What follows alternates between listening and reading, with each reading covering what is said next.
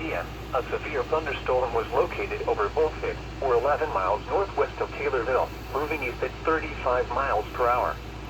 Expected hazards include 60 miles per hour wind gusts and half-dollar-size hail.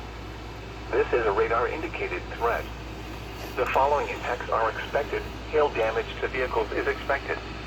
Expect wind damage to roofs, siding, and trees. This severe thunderstorm will be near Edinburgh around 8:05 p.m. Taylorville around 8:10 p.m. Other locations in the path of this severe thunderstorm include Stonington, Blue Mount, and Moweaqua.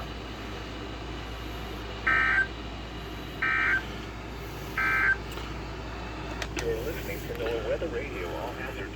Station KXI. Wow. Okay.